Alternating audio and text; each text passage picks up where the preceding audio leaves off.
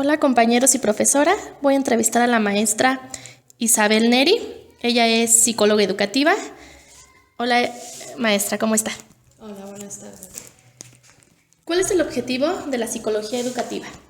Bueno, el objetivo de la psicología educativa va referente a la evaluación y el diagnóstico de los aprendizajes de nuestros alumnos. Es decir, a veces se cree que la psicología educativa solamente abarca el aula de clases, ¿no?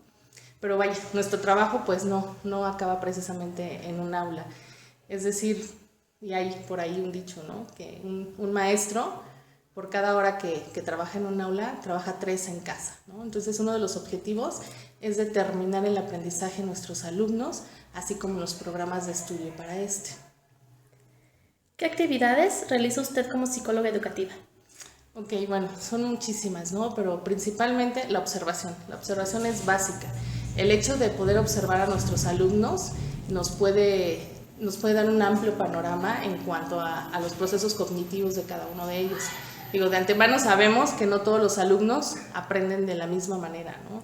Entonces, una de las actividades que en lo personal más me gusta hacer dentro del aula es evaluar, ¿no? Y estamos hablando que evaluar no solo implica instrumentos de medición, entrevistas, ¿no? Sino que la evaluación empieza precisamente desde el punto de la observación, que es básica. En mi caso, por ejemplo, estoy trabajando con chicos en la licenciatura de criminología. Estoy en la UMB, que es una de las universidades del Estado de México. Es nueva relativamente, hablando del municipio de Catepec, vaya. Pero en esta institución existe un pequeño problema con los chicos. Es decir, están tomando como esta universidad y esta licenciatura como su segunda y tercera opción.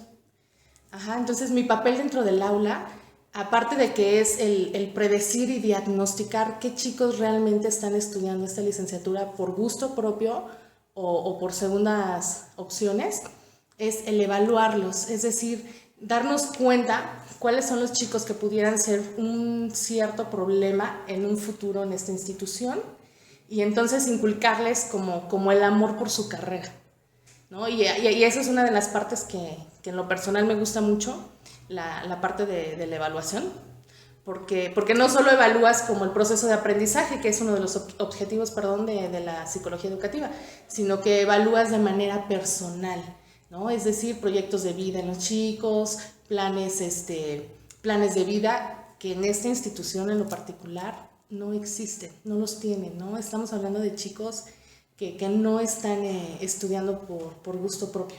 Claro. Entonces aquí el trabajo se complica un poco más, pero en lo personal, bueno, yo creo que la observación que es parte de la evaluación diaria, es una evaluación continua. ¿Qué habilidades requiere un psicólogo educativo?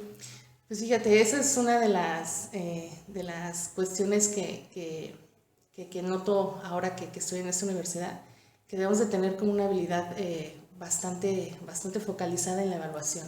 Es decir, hay muchos psicólogos clínicos que manejan la evaluación día a día, ¿no? En un consultorio clínico, por ejemplo, con pruebas psicométricas, proyectivas, intelectuales, en fin.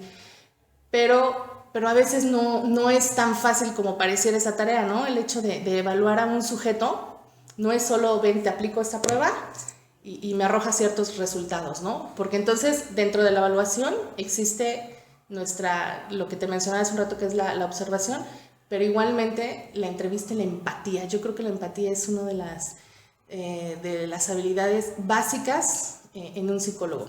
Independientemente de que ahorita estamos manejando el área educativa, en cualquier área del psicólogo, creo que una de las aptitudes o habilidades que más debemos de poseer es la empatía. Si tú no tienes la empatía con el otro sujeto, absolutamente nada de tu trabajo posterior va a tener los resultados esperados, ¿no? ¿Qué conocimientos requiere un psicólogo educativo? Bueno, entre otros, y yo creo que es la básica, bueno, el área de psicología educativa se divide en 3 áreas, ¿no? Que la primera es obviamente el objeto de estudio, que es la psicología, ¿no? Hay que conocer un poquito del comportamiento humano para entonces poder asimismo determinar de qué manera mi sujeto procesa la información, ¿no? La segunda área, y yo creo que en México nos hace mucha falta, es la investigación, porque a veces cerramos la educación en un salón de clases y no va por ahí, ¿no? Recordemos que los psicólogos también podemos trabajar en planes de estudio, en diseño sobre todo, ¿no? Entonces el tener esta formación como investigadores pues nos puede dejar mucho más. Y la tercera área, bueno, pues es ya cómo lo aplicas estando frente a tus estudiantes. ¿En qué área realiza sus actividades como psicóloga educativa? Bueno, actualmente estoy trabajando en la universidad, estoy en el área de la licenciatura de criminología. El área en la que me he formado tiene que ver con mi maestría y mi especialidad, que es la docencia universitaria.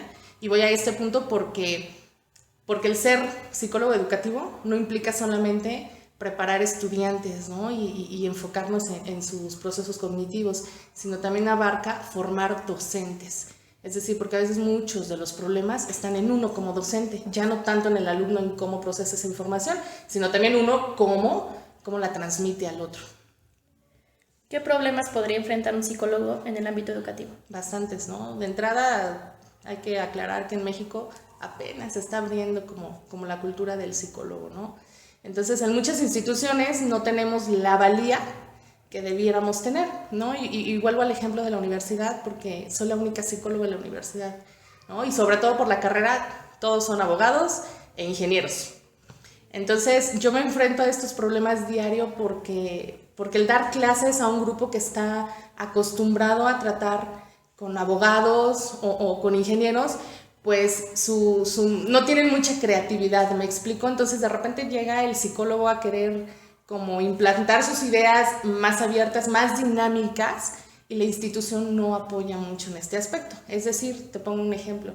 En mi aula yo trato de manejar en cada una de mis clases muchísimo dinamismo, aplico técnicas, algunos instrumentos de evaluación, y entonces la escuela no me apoya en ese aspecto porque pues está prohibido, por ejemplo, mover a los chicos de su lugar.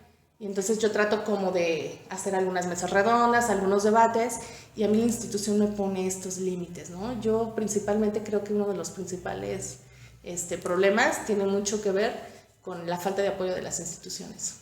Bueno, y eso nos lleva a la siguiente pregunta, que es ¿qué instrumentos o métodos utiliza para lograr sus objetivos como psicólogo educativo?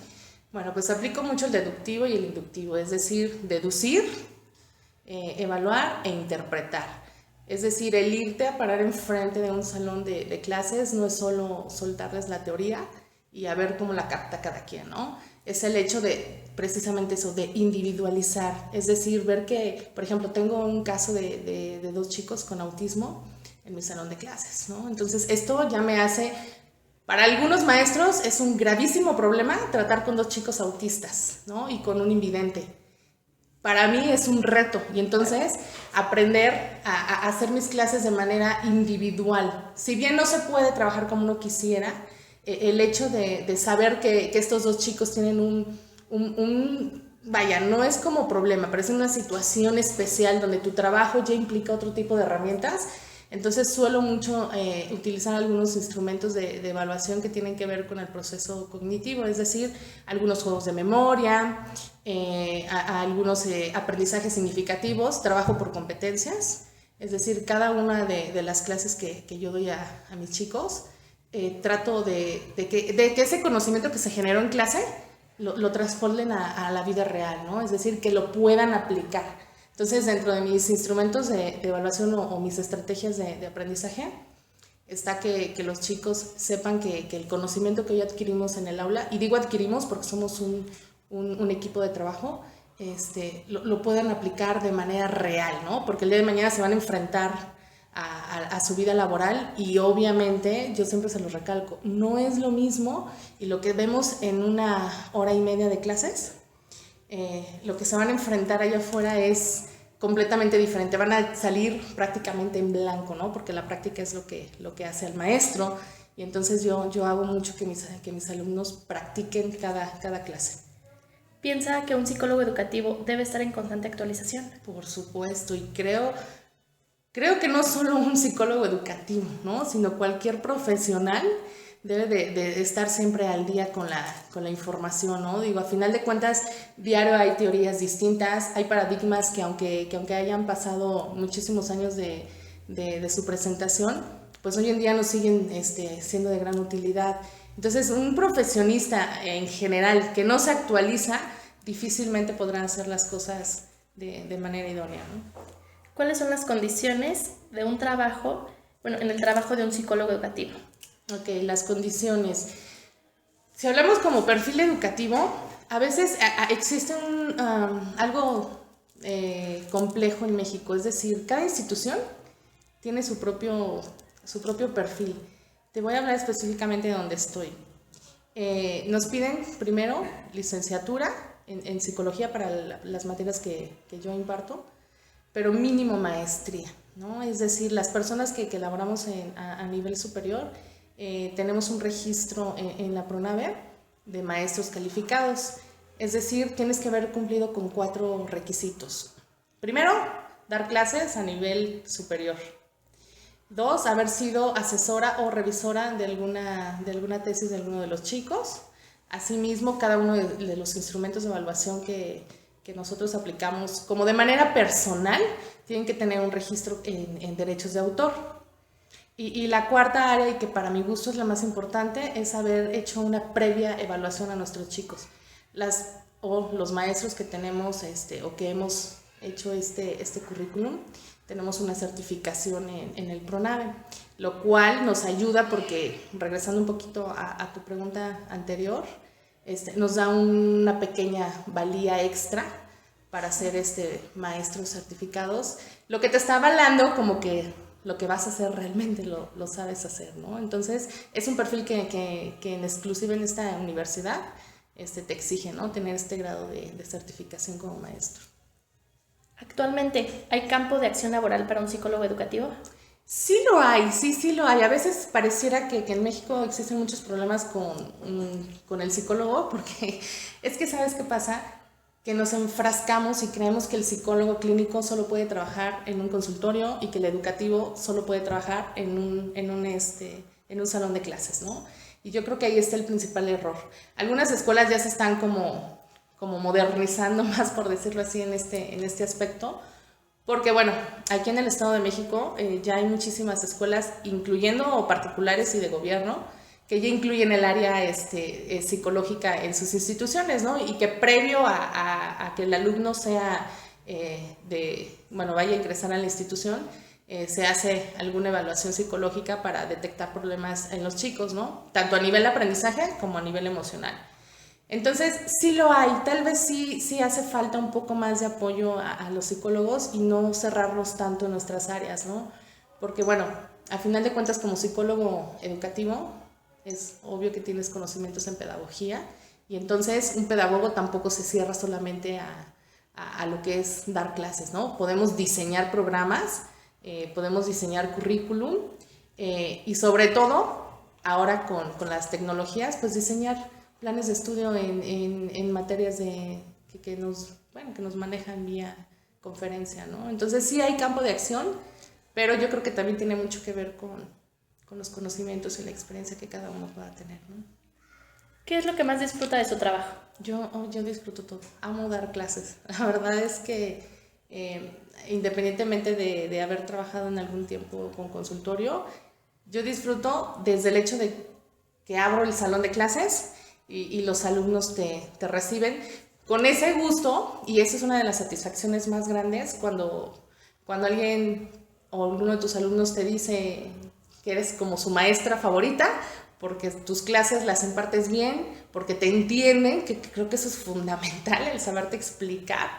Y bueno, yo creo que mayor satisfacción que ver a uno de tus alumnos aplicando cada uno de los conocimientos que tú les has dejado es la mayor satisfacción que puedas tener, ¿no? Yo disfruto cada hora con cada uno de mis grupos, porque aunque sean de la misma licenciatura, cada grupo es distinto, ¿no? Cada sujeto, obviamente, y con mayor razón, es diferente, ¿no? Y me encanta, por ejemplo, estos retos, ¿no?, que tengo con los chicos de capacidades especiales, porque eso a mí me genera mucha satisfacción ver que sí me doy a entender y que no solo mis conocimientos, sino que mi experiencia profesional les ayuda para ser mejores sujetos, ¿no? Que a final de cuentas, si eres una buena persona, pues con mayor razón vas a ser un buen profesional.